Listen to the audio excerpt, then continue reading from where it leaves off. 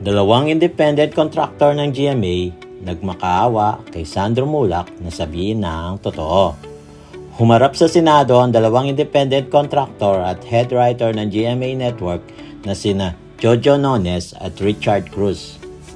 Sa nasabing pagdinig ay mariing itinanggi ni Jojo at Richard na may ginawa silang kahalayan sa anak ni Nino Mulak na si Sandro Cruz matapos ang GMA Gala 2024. Ayon pa sa kanila ay parang inusgahan na agad sila ng publiko kahit na hindi pa sila nahahatulan ng korte. Sa pagkakataong ito, sa harap ninyong lahat, marin po ang itinatanggi namin ang lahat ng mapanirang akusasyon na ito laban sa amin ni Richard.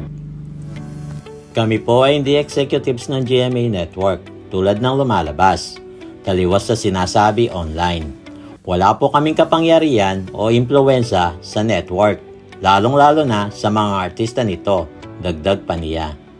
Sinabi pa ni Cruz na 30 taon na sila sa industriya at hindi nila ito pagpapalit para gumawa ng masama. Inamin din ni Jojo na sila ay bakla, ngunit hindi sila gumagawa ng masama sa kapwa.